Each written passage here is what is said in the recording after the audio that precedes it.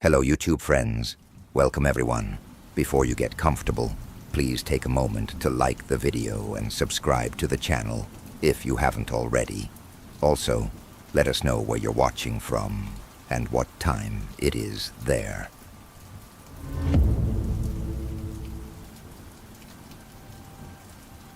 Chapter 1.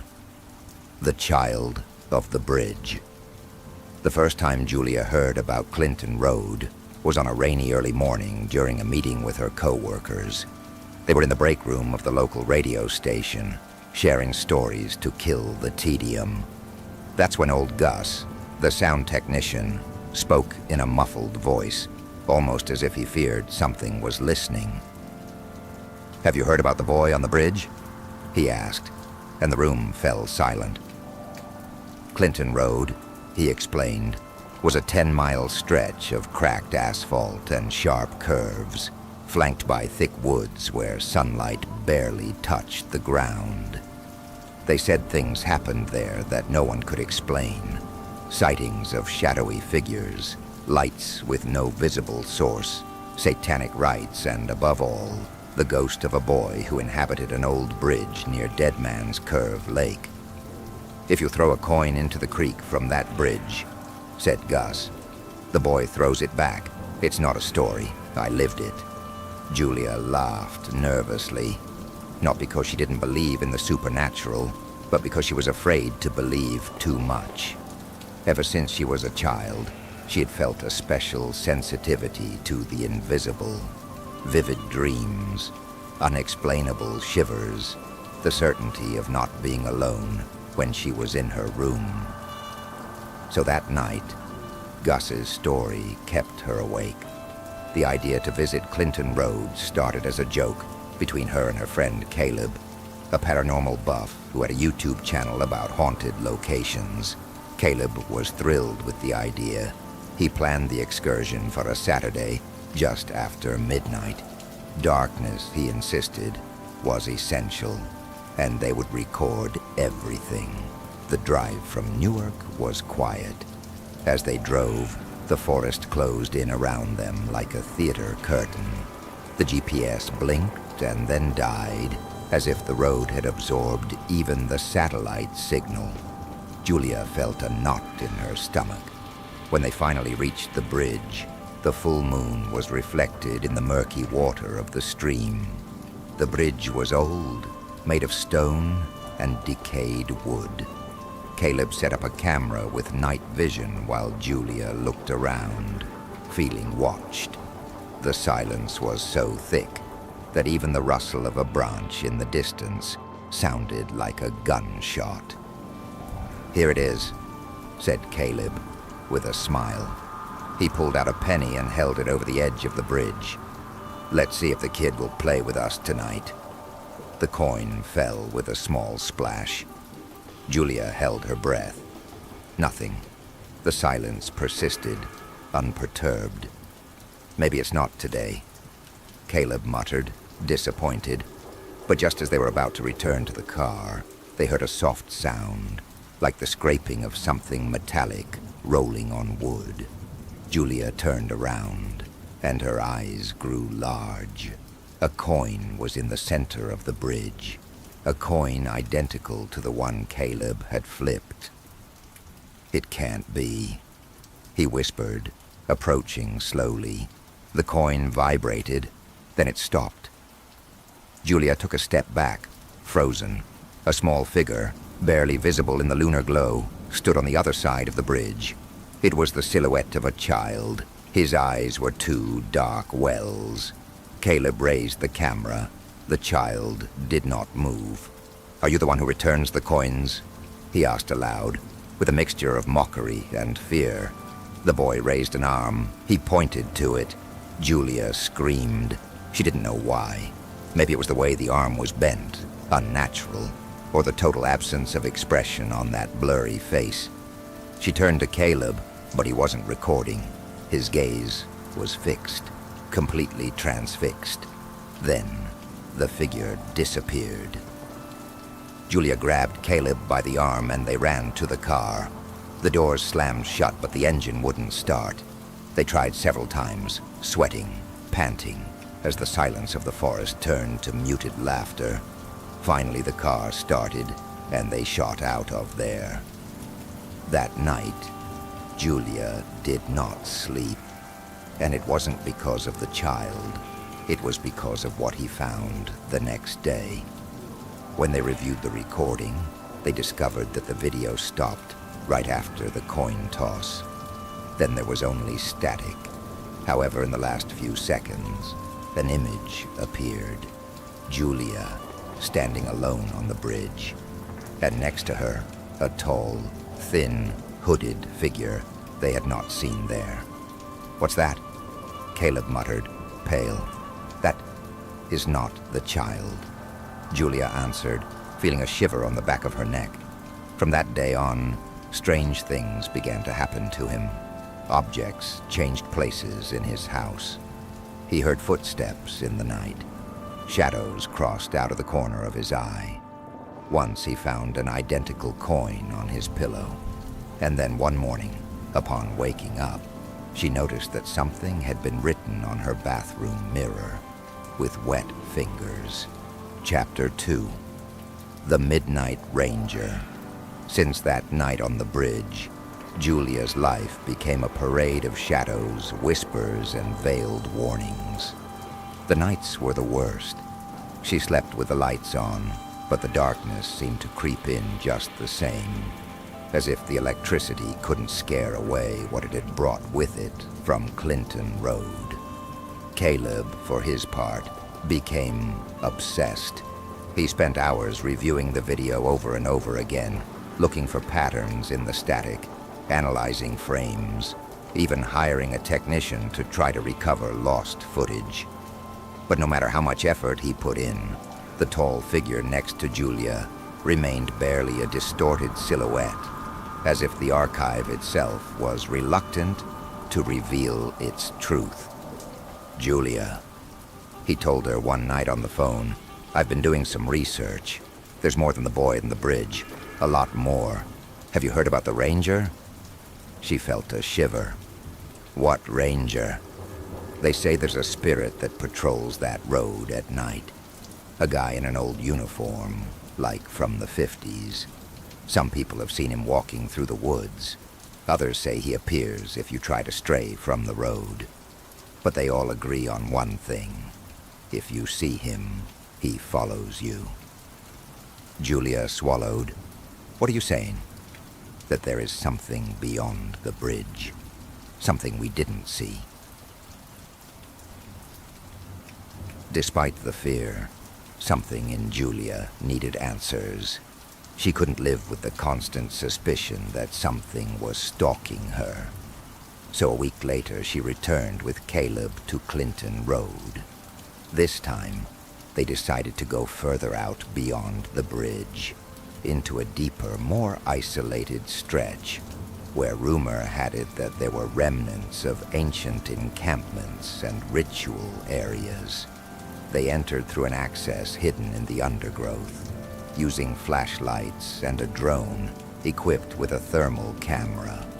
It wasn't long before the atmosphere became oppressive. The air was thicker. The sounds of the forest seemed farther away, as if they had been submerged underwater. Halfway there, they found what appeared to be an old, half-ruined cabin. It was small, rotten wood, with a collapsed chimney, and what was left of a porch covered with dry leaves. Caleb was excited. He pulled out his camera while Julia stood near the door, feeling that every step was being watched by unseen eyes. Inside the cabin, they discovered a dusty book wrapped in a damp tarp. The pages were filled with notations in black ink. Names, dates, coordinates. Some names were crossed out. Others appeared several times, followed by Latin words. "It looks like a record," Caleb muttered. "A record of what?" Before he could respond, they were both paralyzed by a noise outside the hut. It was not an animal. It was the slow, heavy crunch of boots on leaf litter. A steady rhythm, almost military. Caleb turned off the flashlight. Julia gasped. The sound stopped right in front of the door. Seconds, or maybe minutes, passed. None of them dared to move. Then very slowly, the rusty doorknob turned sideways. A creaking sound announced it. But the door did not open. Only a deep, harsh voice was heard, which seemed to emanate from the forest itself. "You should not be here." The door banged loudly, as if something had disappeared on the other side. They ran out the back of the hut, into the woods aimlessly, until they came to an old dirt road. The drone, when it was still operational, began to emit a warning signal. Caleb looked at it with wide eyes. "Julia, there is something following us." "What?" He showed her the screen. A humanoid figure was walking among the trees, with an even pace, always at the same distance. It was not running. It was just walking. But it never stopped. He did not speak again. They on back to the car. When they reached it, panting and covered in scratches, the wheels were covered in mud, and there were boot prints all around. They started as best they could, and did not stop until they reached the city. That night, Julia received a call on her cell phone from an unknown number. She answered with a trembling voice. "Hello?" On the other side, only silence. Then a faint murmur. "You know where I live." He hung up suddenly. She tried to call Caleb, but he didn't answer. She went to his apartment the next morning and found it in disarray, as if someone had packed in a hurry. On his desk was a note. "Don't record it. Don't look at it. Don't name it." He never heard from Caleb again. The next few days were worse. Julia began to see the ranger in places he shouldn't be, reflected in windows, standing across the street. Sometimes, as she closed her eyes, she could hear his footsteps approaching. The worst was the night she dreamed she was walking alone down Clinton Road, with the moon shining over her head. In the dream, she came to an old cabin. Inside, there was a tall figure in an old uniform, his back turned, writing in a book. As he approached, the figure turned. It was Caleb. His eyes were completely white. "Now I patrol this forest," he said, without moving his lips. "They chose me." Julia woke up screaming, holding a coin in her hand. It was the same one Caleb had tossed on the bridge the first time. Engraved on the edge was a word. Stay. Chapter 3. The Guardian of the Way. Julia no longer knew what was real and what was not. It had been weeks since she had last seen Caleb. Since that night when the ranger appeared to her, the events in her life had become increasingly puzzling. The objects in her apartment kept moving on their own. Her reflection in the mirrors sometimes didn't match her movements. And the dreams. The dreams took her farther and farther away, to that same place she could no longer forget. Clinton Road. Every night he sat on the edge of his bed, watching the full moon through the window, waiting for the memories of the cabin, the tall figure, and the boot prints to disappear. But they didn't. Every night, the presence of the ranger, Caleb turned wraith, stalked her closer. It was then that he decided he had to go back. At first, she thought it might be a way to bring closure, to put an end to everything that had happened. Maybe if she went back into Clinton Road, she could find a way to free Caleb, or at least understand what had tied her to that place. The morning she made her decision, Julia plucked up her courage. She loaded a flashlight, water, and the old book she had found in the cabin into her backpack. She knew she shouldn't do it, but something inside her was pushing her to go. As if a voice whispered to her that the only way to get rid of the nightmare was to confront it face to face. The drive to Clinton Road was slow. the road empty and the lights of the city already fading into the horizon. By the time he arrived, a thick fog had descended on the road, enveloping the trees in a ghostly blanket. The air was heavy and cold. Julia turned off the car's engine and for a moment stared into the forest, the darkness impenetrable before her. He knew he had to go to the bridge, the place where it all began, but he couldn't help diverting his gaze to the forest, where the path to the old cabin was almost invisible, as if the road had been erased by time and undergrowth. The sound of a cracking branch brought her out of her thoughts. In the distance, he saw a figure. At first, he thought it was an illusion, a trick of his fatigued mind, but it was not. It was a man standing at the edge of the road, just outside the area where the fog thickened. A tall man wearing a gray uniform and a wide-brimmed hat that partially covered his face. He was not far away, but the figure's face was hard to make out. I could only see the eyes, opaque, empty. The flashlight in his hands trembled, but he forced himself to take a step forward. The figure did not move. "Who are you?" he asked, his voice firmer than he felt. The figure raised his hand, pointing into the forest, without saying a word. A cold sweat broke out on Julia's back. She knew what that meant. She had to keep going, or this whole thing would never end. Taking one step after another, she began to walk in the direction the ranger had pointed, into the fog, toward the thick forest that loomed in front of her. As he walked, he began to notice the footprints. At first, there were just a few marks in the mud, but as he went on, the trail became clearer.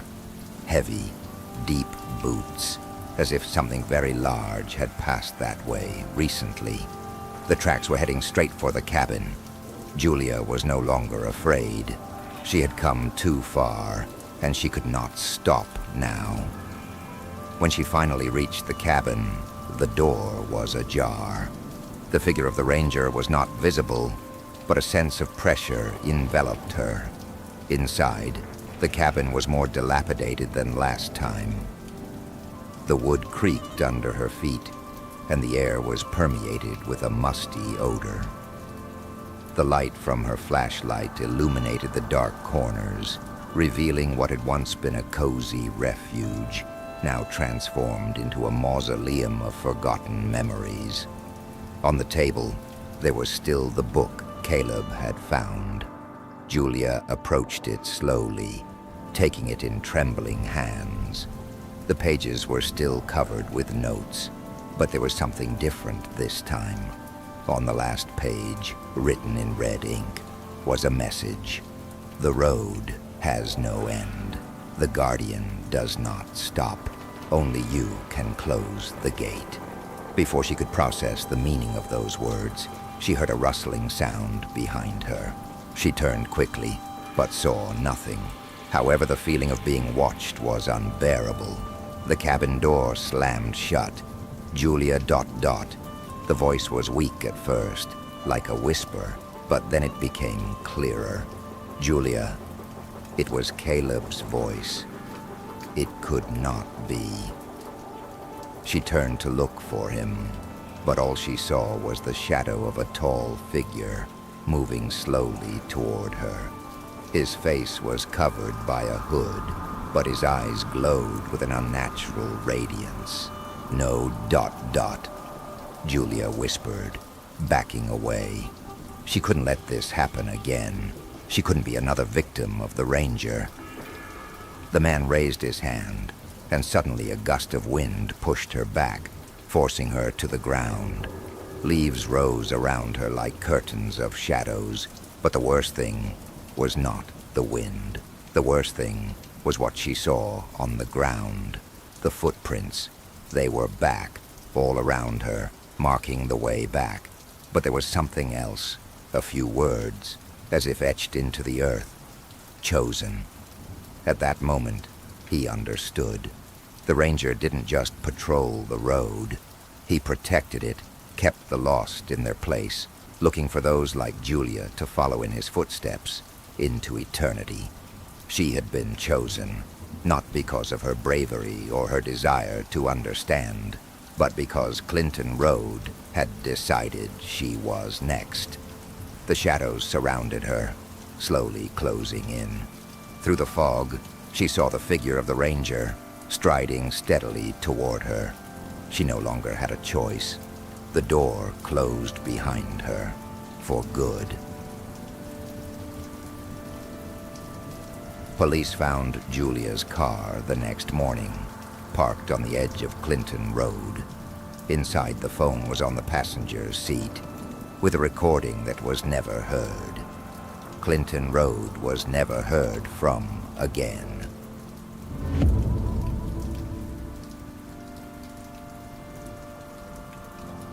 Chapter 1. The Night Journey. The night on Clinton Road hung over the trees like an impenetrable black blanket.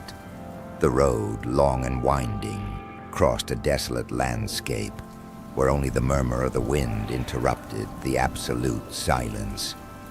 No one in their right mind would dare to take it after dark. But on that summer night, 3 young people decided to defy the legend. Jacob, Sarah, and Michael had heard about Clinton Road on several occasions. The road had a reputation for being cursed and filled with stories of unexplained disappearances, strange lights on the horizon, and vehicles that seemed to move on their own. The stories that swirled around this place, told amidst nervous laughter at gatherings with friends, failed to keep them awake at night. In fact, they were curious. It was the kind of adventure everyone embarks on in youth, to brave the unknown to see if there is any truth to the stories. Aboard an old sedan, they headed toward the Clinton Road entry point, not knowing that that night would not be like all the others. The starry sky offered an eerie beauty as they advanced along the deserted road. The moonlight faintly illuminated the cracked pavement and the shadows of the trees, whose contours seemed to move and lengthen in the distance. The atmosphere was charged, as if the earth itself breathed with a life of its own. Suddenly, the car began to emit a strange sound, as if something was hitting the underside. Jacob, who was at the wheel, frowned and accelerated a little, but the noise persisted. "Did you hear that?" asked Michael, looking out the windows, searching for an answer in the darkness. Sarah nodded, but tried to play it down. "It's probably just a rock or something in the road," he said, though his voice trembled slightly. But something was not right. There was a presence in the air, something palpable, that seemed to oppress their chests. Although the road was completely empty, the trees on either side of the road leaned strangely toward them, as if they were watching. As they moved forward, a pair of lights began to glow in the distance, hovering just above the road. They were not typical car lights, or even lights from some distant headlight. They were diffuse, blue-colored lights, moving erratically from side to side. Michael, with his camera in hand, tried to record what he saw, but the lights disappeared as quickly as they had appeared. "Did you see it?" Michael said nervously. "That wasn't normal." Jacob pressed the accelerator, determined to continue on his way. He knew that if they stopped in the middle of Clinton Road, something else might happen. The sun had already gone down completely, and the atmosphere seemed to grow heavier, as if darkness itself was lurking. At the sharpest bend in the road, a large rusty sign suddenly appeared before them. The letters, though partially faded by the passage of time and the weather, were still legible. "Beware of dogs." Jacob didn't know what to think. Loose dogs? A warning message from some madman? He thought it best not to stop. As they continued, the car began to lose power. A strange humming sound emerged from the engine, and the headlights flickered several times before shutting off completely. A shiver ran down Sarah's back. "What's going on?" he asked in a trembling voice. Jacob tried to start the car again, but the battery was completely dead. The air was getting thicker, and suddenly, a distant scream echoed in the darkness. The sound was like a mixture between a wail and a roar, something inhuman. Everyone in the car fell silent, hearts pounding, as a sense of dread enveloped them. "That can't be human," Michael whispered, looking nervously out the windows. Jacob, trembling with fear, tried to open the car door, but it wouldn't budge. The lock was jammed. The scream was repeated, this time much closer. The sound seemed to be surrounding them. Sarah, with her eyes fixed on the window, saw something that made her scream. In the deepest shadows of the forest, something was moving. At first it was just a blurry figure, but then it became more clearly delineated. A man, or what looked like a man, but with a strange, crouched posture, almost as if he were crawling toward them. Fear gripped them. Jacob tried to start the car once more, but the lights would not come back on. The man, or whatever he was, began to move quickly toward the vehicle. It was then that a howl of dogs broke the air. Not normal dogs, but creatures from another world, whose howls seemed to pierce the skin and reach deep inside. The three looked at each other, terrified, not knowing what to do.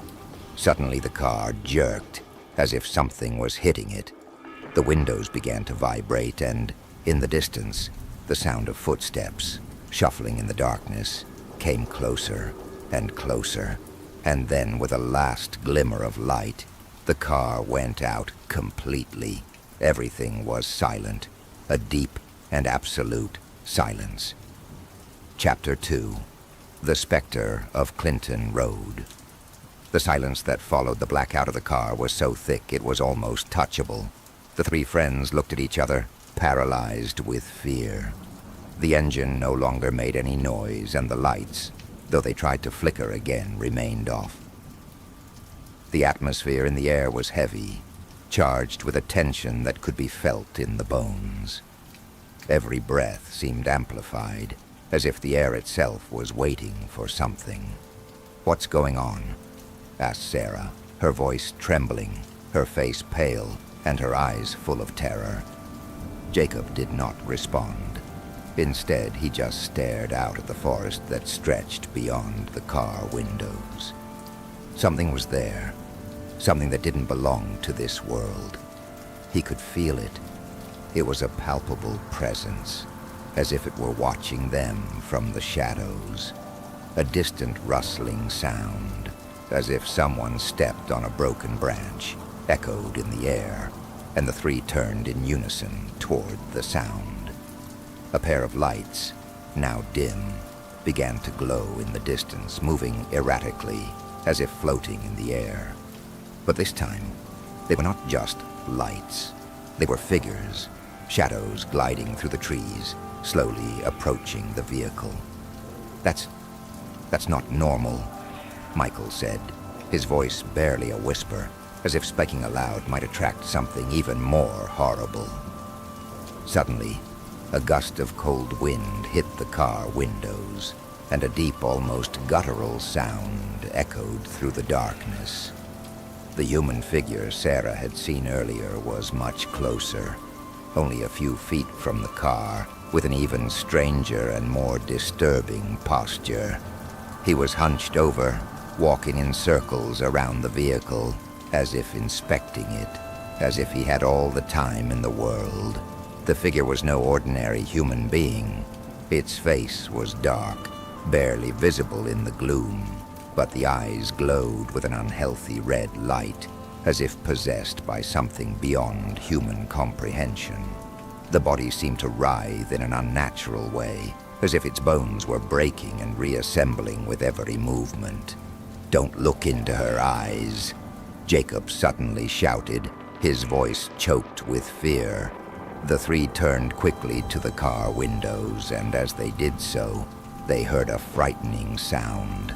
A whisper, so low it seemed to come from the earth itself, ran through the interior of the vehicle. "Come back before it's too late." The warning came like a cold sigh, and fear swept over them completely. However, the terror was even deeper when the sound of shuffling footsteps suddenly stopped. The figure, now closer than ever, leaned toward the car. The lights flickered once more, and the figure stopped in front of Jacob's window. Suddenly, a deafening bang echoed off the glass, causing everyone in the car to startle. The figure, with a crooked smile that seemed to defy any human logic, struck once more, this time with inhuman force. The glass of the car began to shake, and a metallic sound rent the air, as if something was trying to break through the car door. "Get it started, quickly!" Michael shouted, panic evident in his voice. Jacob, in desperation, tried again to start the engine, but the car did not respond. The terror increased as the figure came closer and closer. They could hear his raspy breathing, his breath warm and heavy on the glass. "They're trapped," whispered the voice again, this time louder, as if coming from inside the car. Then, with one last effort, Jacob turned the key once more, and the engine roared. The lights flashed briefly before going out again, but this time the car began to move slowly, even though the engine seemed to be misfiring.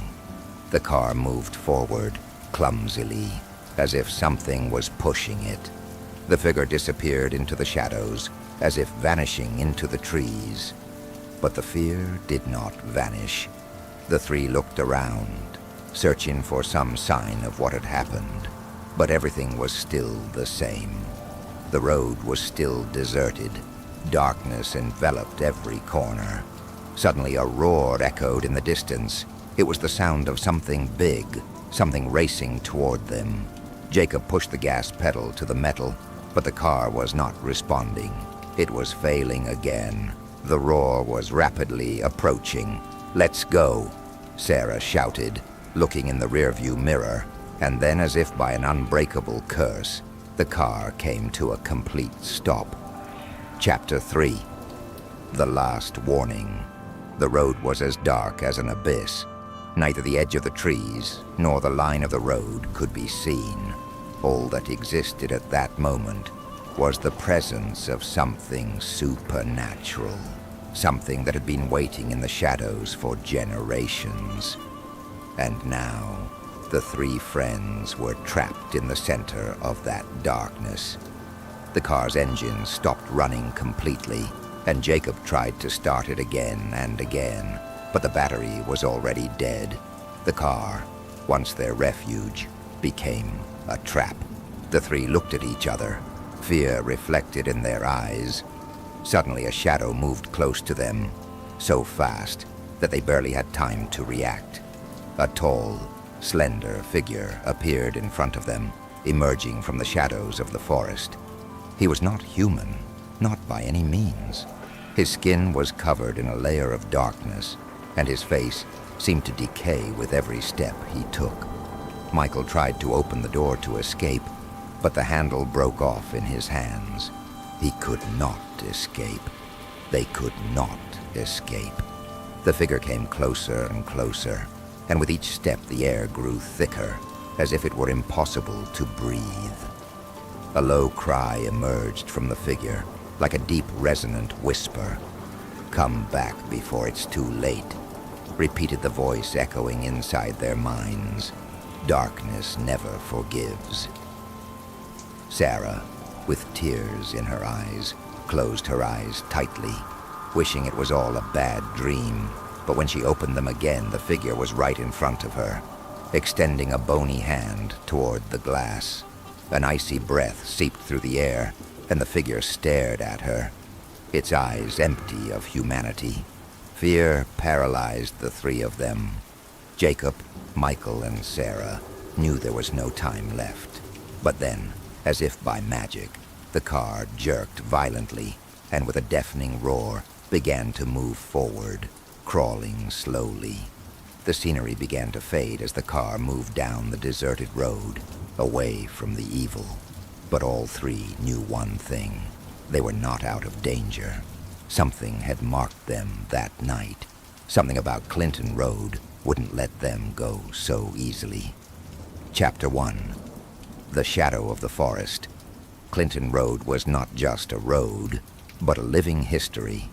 The dark strip that crisscrossed northern New Jersey seemed to have a life of its own, pulling travelers into its ominous embrace. It was known to locals as a cursed place, full of accidents, disappearances, and unexplained phenomena. No one who had lived near that area could deny the aura of unease that always surrounded that strip of asphalt. One cold October night, three friends decided to defy the rumors. Jeff, Laura, and Mark, daring young thrill-seekers, hopped in a car and took to the road, armed only with their flashlights and the bravery of youth.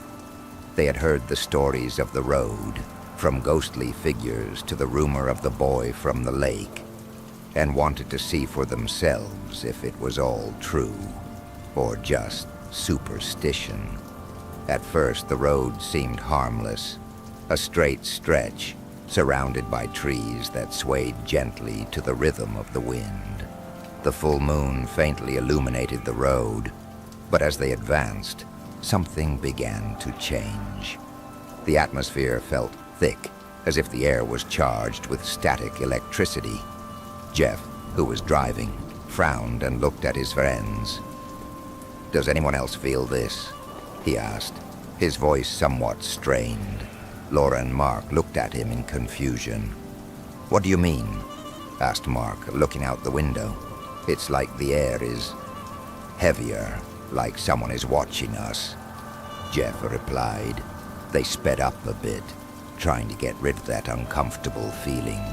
But that's when something strange happened.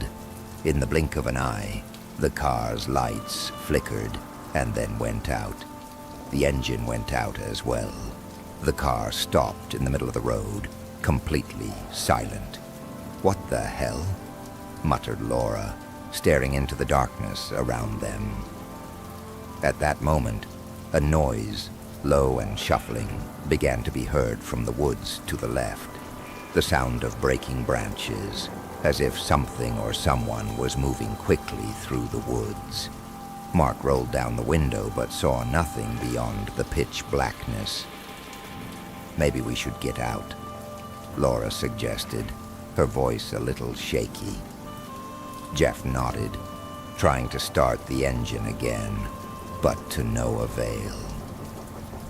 Suddenly, the sound of something heavy and large crossing the woods grew louder, approaching rapidly.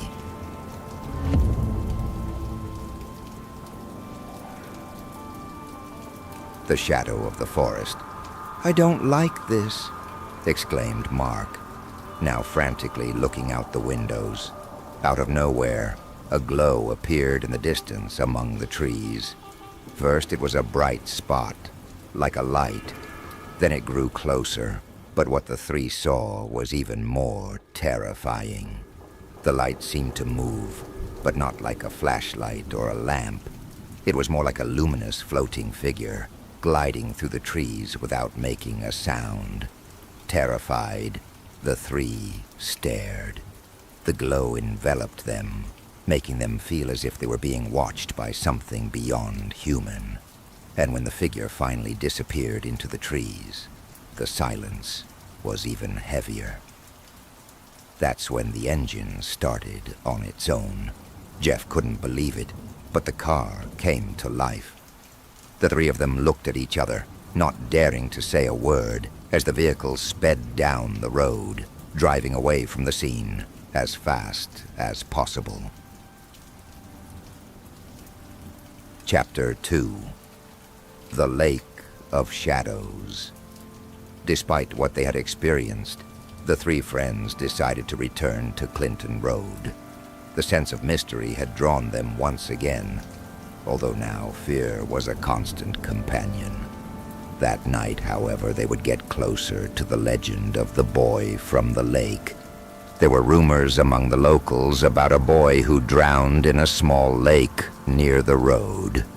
The boy's spirit, it was said, haunted the area, waiting for those who dared to approach his eternal resting place. Some claimed to have seen a ghostly figure of a child. Others heard distant laughter in the stillness of the night. Determined to confront the myth, Jeff, Laura, and Mark parked their car near the lake at midnight. The atmosphere was even heavier than the previous time.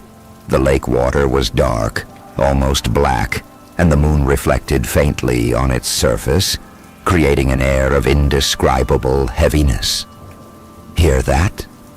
whispered Laura, her eyes fixed on the water. A child's laughter, soft but unmistakable, reached her ears. It was a child's laughter, but it was distorted, as if coming from an unreachable depth. Mark, visibly disturbed, pointed toward the shore. "There, don't you see that?" A shadow moved among the trees near the water. It was a small figure, barely visible in the darkness. The three stood transfixed, watching in silence as the figure slowly approached. And then the boy appeared, a ghostly figure, shrouded in a thick fog, with a pale face and empty eyes. The air became icy. The boy looked at them without a word, but his presence was unsettling. With a fluid motion, he began to walk toward the water, shuffling his feet as if he were floating rather than walking. Laura, terrified, tried to speak, but her voice caught in her throat. The boy disappeared into the dark waters of the lake, and instantly the sound of laughter faded into nothingness. The three friends, without a word, ran back to their car. But when they got into the car and looked back, the boy was there, standing on the shore, watching them with those empty eyes. And before they could react, a wave of terror hit them like an invisible wall. The car sped off, but the memories of that night would haunt them forever. Chapter 3. The Road to the End. Jeff, Laura, and Mark's experiences at Clinton Road left them with a sense of paranoia that would not go away. Every night, the face of the boy from the lake would appear in their dreams, and laughter could be heard in the darkest corners of their minds. No one could forget, but something else awaited them. Months later, they decided to return once again, this time with the intention of solving once and for all the secrets surrounding Clinton Road. There were rumors that the road was an ancient place of sacrifice, a path used by dark cults centuries ago. They decided to investigate thoroughly, not knowing that this time the horror would not be something they could escape. When they arrived, the road was even more deserted than before. A few misshapen trees stood like specters, their branches stretching like claws to the sky. As they advanced, a thick fog began to surround them, making everything blurry and distorted. Suddenly the car began to brake for no reason. The lights flickered and then went out. In the darkness, the sound of footsteps nearby reached their ears. At first they thought it was just the wind, but the sound was too rhythmic, too human. A figure appeared in front of the car. It was a tall figure, completely black, with a blurred face, like a shadow. Mark tried to start the car, but the lights did not respond. "This can't be happening," shouted Jeff, as the figure advanced toward them. The shadow approached and, in a guttural whisper, said, "The end is near." And with those words, the car was completely shut down. The three friends were never seen again. The legend of Clinton Road closed with one more horror story, and the road, as always, continued to haunt the unwary who dared to travel it.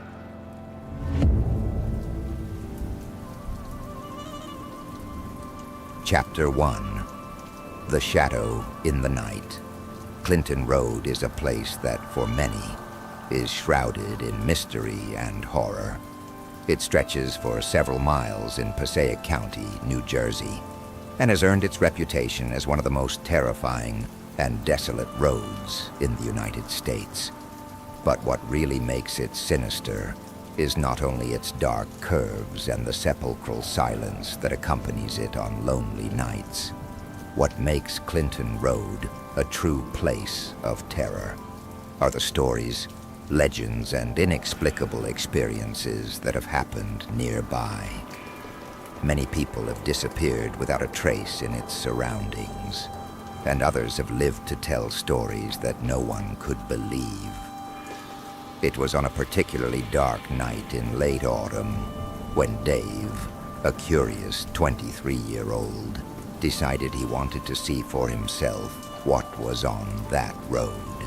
He had heard the stories since he was a boy about the crying man, the strange black raven that appears at midnight, and the shadows that creep through the trees. However, nothing had struck him as real enough to keep him from being curious. After all, he thought, they were just stories, and like any good skeptic, he wasn't about to let superstitions terrify him. That night, he got in his car and drove to Clinton Road with a friend, Mark. They both shared the idea that all these legends were fabrications, tales to scare the faint of heart. Although a shiver ran down Dave's back as the first lights of the town disappeared behind them, he said nothing. The car's engine roared in the darkness, and the deserted road seemed to swallow any vestige of light. As they advanced along the path, a strange sensation began to take hold of Dave. The shadows grew unusually long, and the treetops seemed to form grotesque figures. It wasn't just the lack of light that made him uneasy, but something else, a persistent rustling, as if the wind was speaking. Dave looked at Mark, who seemed as calm as ever, but Dave couldn't ignore the growing sense that something was watching them. "We're almost at the spooky part," Mark said with a nervous smile. "Remember what they say about ghosts here?" Dave nodded indifferently. "It's just superstition, Mark." However, when they reached a particularly dark stretch of road, things began to change. Suddenly, a figure appeared in front of them, walking slowly in the middle of the road. He was no ordinary person. His skin was pale, almost translucent, and his face was obscured by a shadow. The figure walked with an erratic gait, as if floating. Dave slammed on the brakes.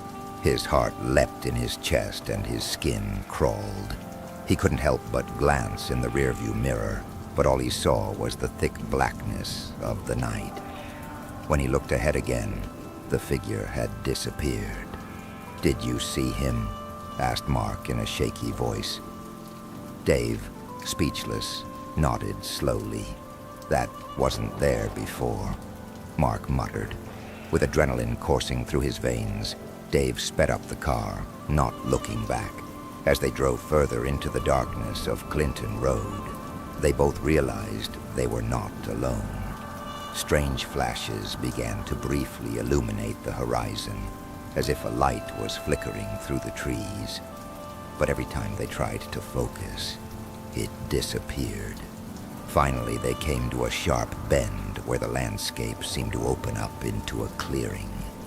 The air grew heavier, and the sounds of the outside world faded away completely. leaving them in a sepulchral void. Dave slowed down again, and the two stood there in complete silence. That's when they heard it, a soft whisper that seemed to come from everywhere at once. "Do you hear it?" asked Mark, his voice trembling with fear. "It's just the wind," Dave said. But he didn't believe his own words. The whispering became clearer until suddenly the figure reappeared. This time, it was closer, walking towards the car with slow, clumsy movements. When he was a few feet away, the figure's face emerged from the shadows. His eyes were empty, as if someone had ripped all the life out of his being. And when he smiled, his mouth was full of sharp, ragged teeth, like those of a hungry animal. Mark shouted, but before he could react, the car began to move on its own, sliding backwards, as if an invisible force was pushing it. Dave tried to brake, but couldn't. The car stopped in the middle of the road, and the figure, with its crooked smile, moved even closer. "What do you want?" cried Dave, his voice breaking. But the figure did not answer. It just kept walking towards them, step by step, approaching with an eerie slowness. The figure never touched them, but the feeling of being watched and stalked became more and more overwhelming. With one last glance toward the creature, Dave started the car and accelerated, not looking back. Clinton Road seemed endless, but finally, after what felt like an eternity, they reached the end of the road. They were both shaking, out of breath, but relieved to have escaped. What they didn't know was that that night was not the end of their encounter with the unexplained at Clinton Road. In fact, they'd only just begun to discover the horrors that lay in the shadows of that cursed place. Chapter 2. Echoes of the Past. The next day, both Dave and Mark tried to put what happened on Clinton Road behind them. The experience was too strange and frightening to fully comprehend. Neither dared to speak about what they had seen, as if the mere mention of it might bring back the presence that had haunted them in the darkness. The night on the road was still vivid in their minds, and although they tried to convince themselves that what they had experienced was nothing more than a hallucination brought on by fear, something would not leave them at ease. It was early morning when Mark called Dave, his voice barely audible over the phone. "Dave, you need to hear this," he said, agitated. "What's wrong?" replied Dave, still feeling that uneasy feeling that had been with him since that night. "I'm looking on the internet about Clinton Road, and I found something weird. Something to do with the missing persons." Dave listened carefully as Mark explained that, over the years, several people had disappeared near that stretch of road. Not only that, but it was said that people who disappeared were often seen soon afterward in the vicinity, as if they had never left. At first, the cases were dismissed as accidents or unexplained disappearances, but over time, rumors began to surface about what was really going on. Mark passed on to Dave one story in particular, that of a young woman named Sarah, who had disappeared on Clinton Road years earlier. Sarah had been driving down the road with her sister when, according to witnesses, her car simply stopped. Sarah's sister got out to get help, but when she returned, Sarah was gone. Her body was never found, but several people claimed to have seen her wandering along the road in the same area where she disappeared, always walking alone, staring blankly. Intrigued and disturbed, Dave decided to investigate further. Together with Mark, they began searching local records, police files, and even interviewing residents near Clinton Road. It was an older man who told them about a rumor he had heard when he was young. This road has long been cursed. They say that souls trapped on this land cannot leave, that they are doomed to wander among the trees forever. The stories varied. Some spoke of the presence of a masked man who stalked those who wandered too far into the darkness of the road, while others claimed to have heard screams coming from deep in the woods. However, there was a common pattern. Disappearances, strange sightings, and unexplained sensations were so recurrent that they could no longer be ignored. It was then that Dave began to wonder if that figure he had seen on the road was not just an illusion. It could have been Sarah, or perhaps someone else who had failed to escape the shadow that loomed over the place. The tales of missing persons continued to grow, and in Dave's mind, a clear picture began to form. Clinton Road was not just a dark and dangerous road. It was a place where trapped souls remained forever, condemned to live their last night over and over again.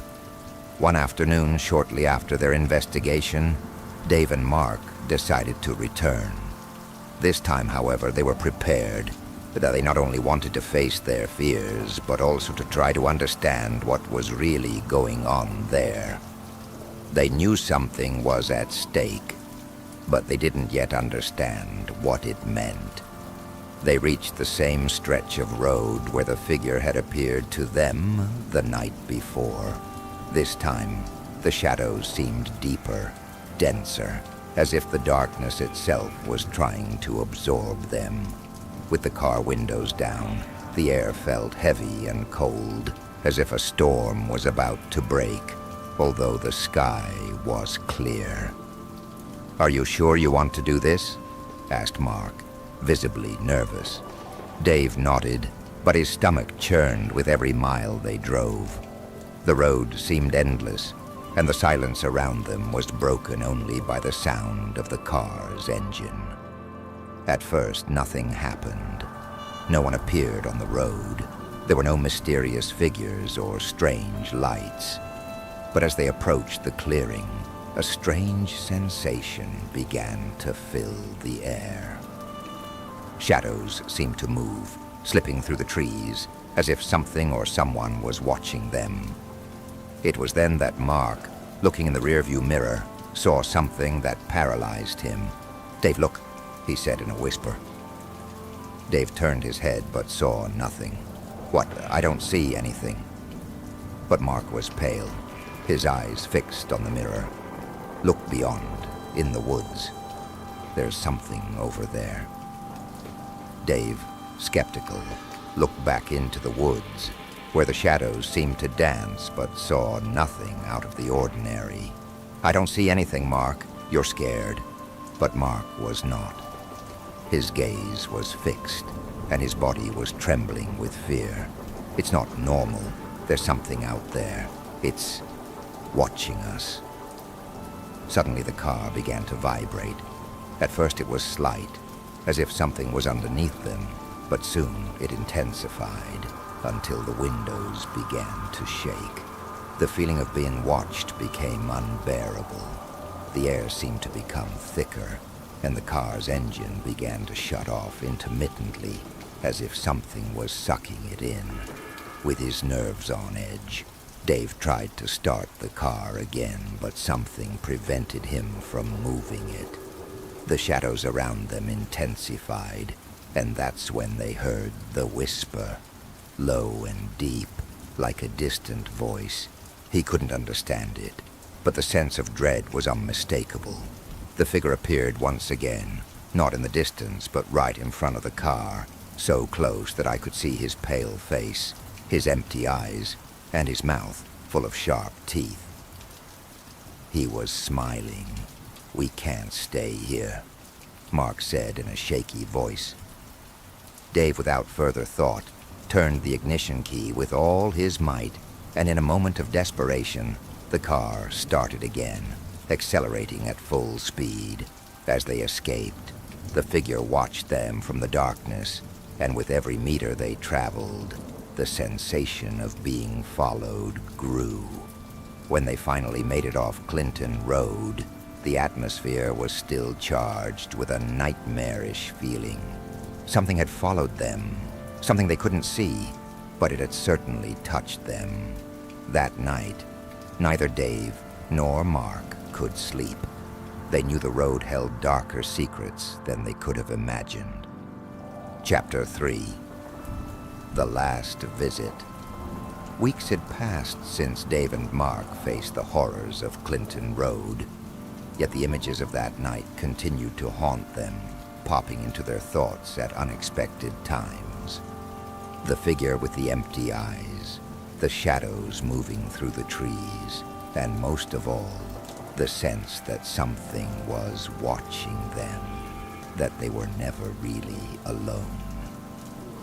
No one believed them when they told what happened, and although they tried to convince themselves that it was a bad experience that they simply had to leave behind, they knew deep down that what they had experienced was much more real than they wanted to admit. Mark especially seemed to be struggling with the experience. For days he was irritable and nervous, and his nightmares would not cease. He often awoke in the middle of the night, sweaty and shaking, claiming to hear voices whispering his name. Finally, it was he who suggested returning to Clinton Road, as if some inexplicable force was calling him. Dave, though filled with fear, felt he could not refuse. He knew there was something in that place, something dark and ancient that would not let them rest in peace. On the night of his last visit, the air seemed heavier than usual. The moon was barely visible behind thick clouds that were slowly creeping in, covering the sky with a blanket of shadows. As they drove toward the same stretch of Clinton Road, the two realized that the sense of dread was even more palpable than before. The trees, normally ominous, seemed to move around them, as if alive, watching them.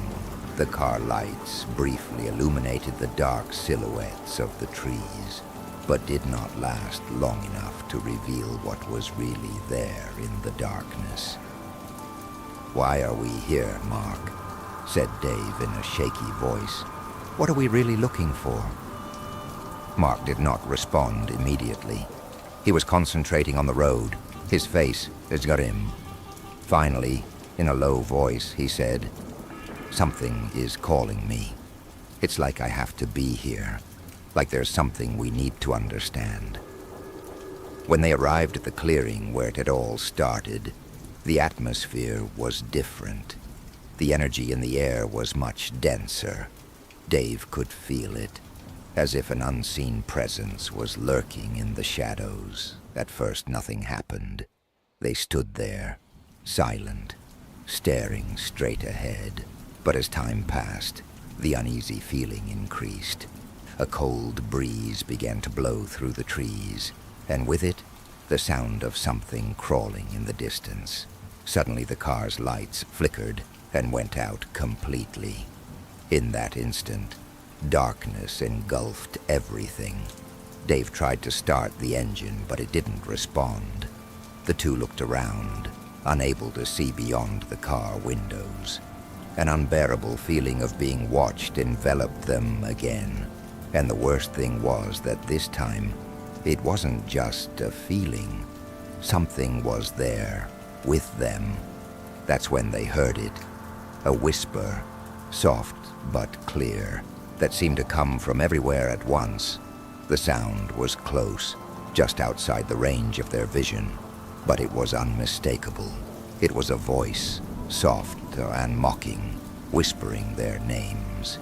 "Dave, Mark," echoed the voice, creeping through the darkness. "Come." With his heart in his throat, Dave turned his head toward Mark, who was staring into the rearview mirror. His eyes were filled with terror.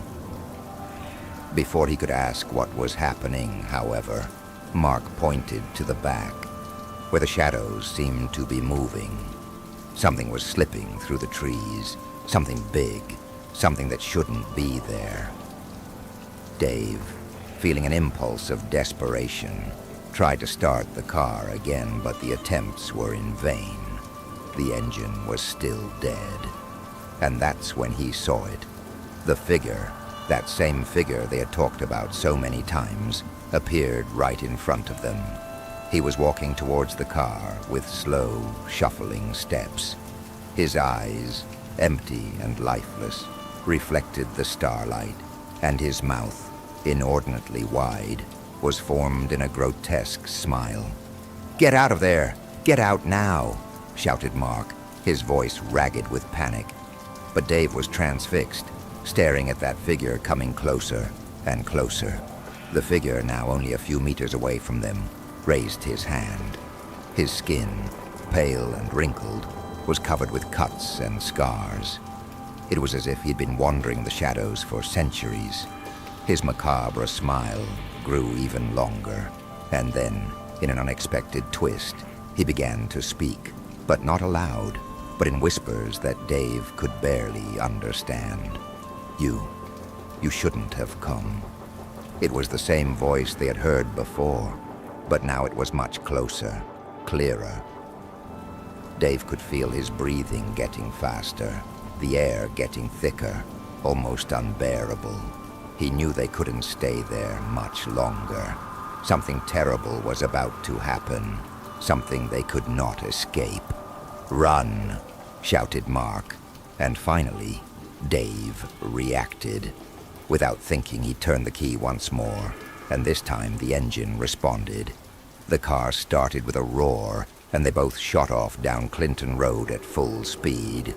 The figure was left behind, fading into the shadows of the night.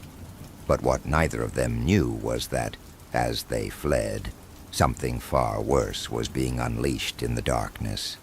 The road, in its eternal curse, would never let them go.